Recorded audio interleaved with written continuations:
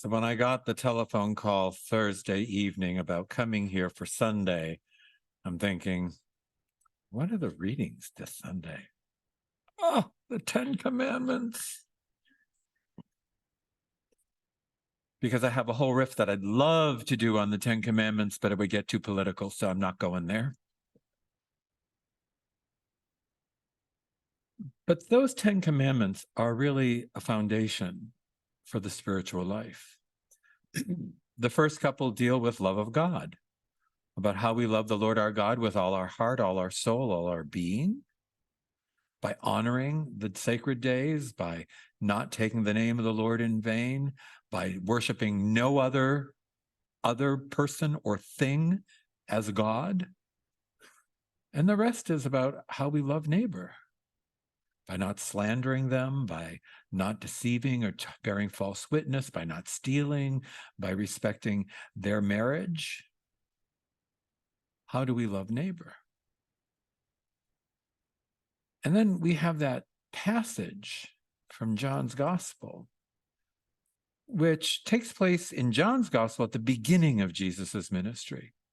We have this same passage in Matthew, Mark, and Luke, but it takes place at the very end of Jesus's ministry, just as he's getting ready to be betrayed, just before the Passover meal, the Last Supper. That's when he goes ripping through the temple, and it's like, this guy gotta go. And it's in a week that he's gone. But John intentionally puts this passage of Jesus overturning the temple at the beginning.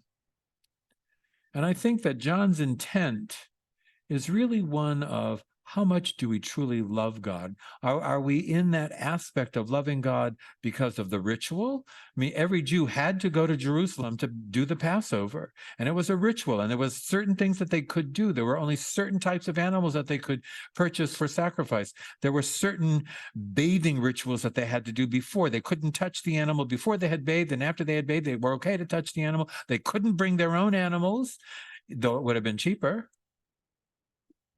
Because, you just can't tell.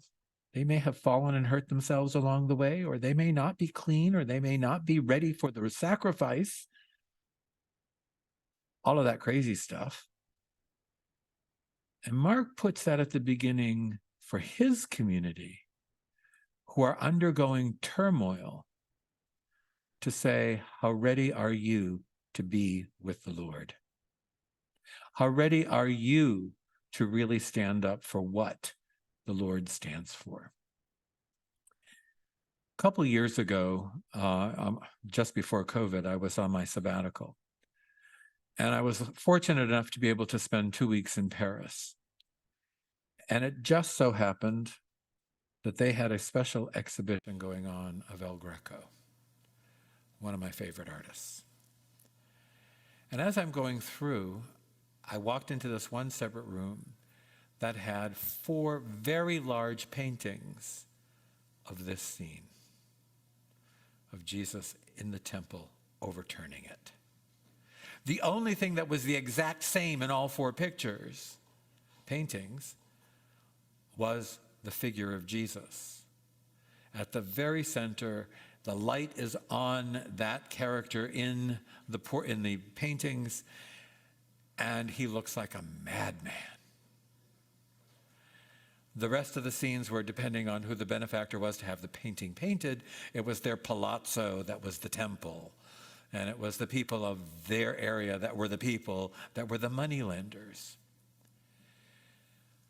But the fascinating thing was that look on Jesus's face. It was a look like, I've had it. I've had enough of this craziness. You're embezzling these people. You're taking advantage of them financially. 2 turtle doves costing $800. Are you out of your mind? An oxen? Maybe $10,000? Depends on how sinful you were. If you wanted to cough up the 10,000, hey, it was a good sacrifice to do. But it was all of that outrage of how people were being manipulated, of how people were being abused, of how love of God was being obfuscated. by this ritual that didn't mean anything anymore, except to grease the palms of the hands of the chief priests and that priestly caste, because they took a big cut out of what was going on in that gate. That's Jesus's absolute fury over, you have turned my Father's house into a marketplace, not into a place of spiritual encounter, not into a place of where that encounter with God will change people's lives. I've had it. And it was an outcry to John's own community that haven't we had enough of this in our own lives as well? John's dealing with probably second generation going into third generation Christians. And it's that point that people had to ask, is God important? And if God is important, is my neighbor important? There is, a wonderful Jewish rabbi, female Jewish rabbi, who taught at the Vanderbilt Divinity School, and my understanding is she's now at the Duke Divinity School, teaching the gospel, the Gospels. Great. I just think this is great. And this is what she says.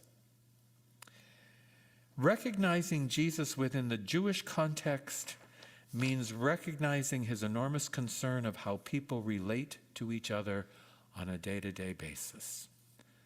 The issue for him is not, here's what you need to believe in order to get into heaven, which a lot of us kind of do. The issue is, here's what you need to do in order to have one foot in the kingdom of heaven. Here's what you need to do because here's what God wants you to do. And here's what your tradition calls you to do. It is that Judaism that associates love of God with love of neighbor. It's his Judaism that emphasizes what we call the golden rule, also found in several different other traditions. But that's why he talks to people about reconciliation and says that human interaction is more important than ritual. We get all concerned in our church today about numbers. How many people did you have on Sunday? How many people did you have at the 8 o'clock? How many did you have at the 10? How many services do you do? Why don't you? We get overly concerned with the ritual and the number. I call that the church of soon to die. But there is also another church that Jesus calls us to, especially during Lent, and that is the church of possibilities. We don't worry about the numbers. We worry about what is the possibility for how we can make Jesus more present in the world today. It's how we can take that love of God that we have and that we've encountered as we gather week after week to worship, because the intent of it is to deepen the relationship we have with God and each other, not to follow a ritual.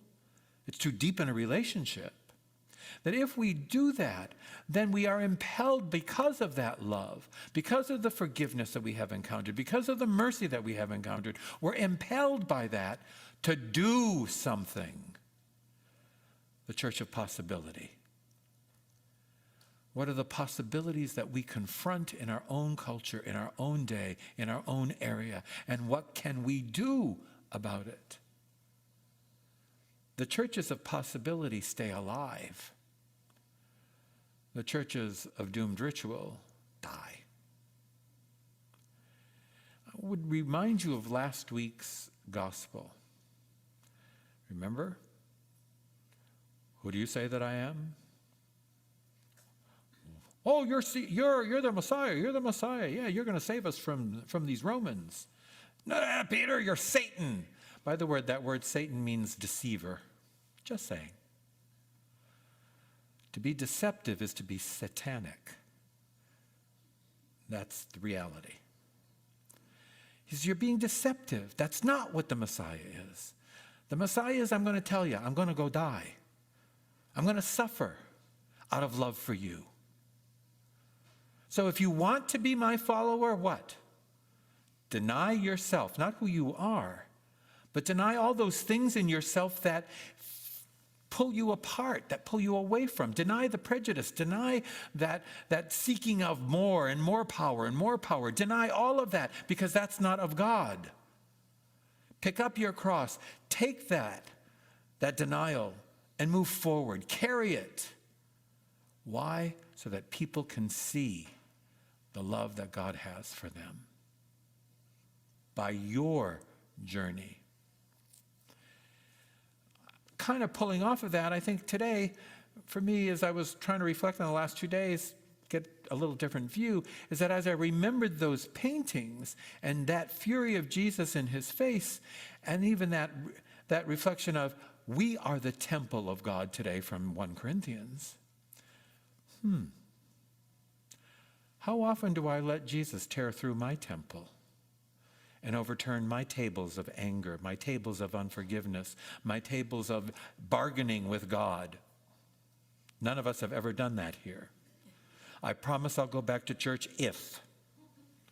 I promise that if you heal my grandmother, I'll do this and this and this. But then it doesn't come off as what we want. So there, see, I'm done. Are we willing to let go of that? Are we willing to let Jesus come into our life and turn over those tables that we have within this temple? Because we all have them. Are we willing to let Jesus come in and rip apart and turn over the table of unforgiveness of the person that looked at us the wrong way 20 years ago, and it's now blown up into something bigger, and we won't even look at them in the eye anymore? Or we sit on this side of the church because they're on that side of the church. You see, that's the challenge of the gospel. To love God forces us to love neighbor.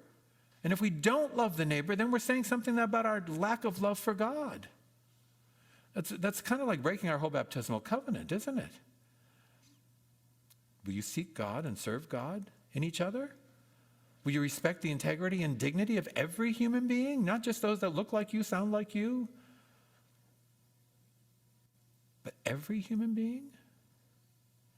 Even those who break every one of the commandments and seek more power? Do I allow Jesus to go through the temple of my life? That's tough. But yet that's what the gospel challenges us today with. To overturn those things that keep us from being better and more faithful. I'd rather belong to the church of possibility that allows the possible of the Lord coming into my life and turning over those tables, because I've, over the years, have experienced that when those tables are overturned, I feel a lot freer. He came for reconciliation, it says. I want to play on that word just for 1 second. There's 2 possible ways that one could look at that word. Reconciliare, to walk with someone again, or reconciliare, to look at someone eyeball to eyeball again. To be reconciled means to be able to take other people's hands and walk together again. To be reconciled means to be able to look at each other again, eyeball to eyeball, and see within each other that divine image that we are all created in. That's reconciliation. Because you and I both know that when we really get ticked off at someone and we don't want to talk to them, we won't even look at them in the eye. Reconciliation is being able to look at them in the eye again. It's being able to walk with them again. That's what Jesus has come to do. Love God. Love neighbor. We honor God when we love our neighbor. Have a good week loving your neighbor and loving God. And let Lent be an invitation for Jesus to walk through the temple of your life and overturn a couple of tables. Amen.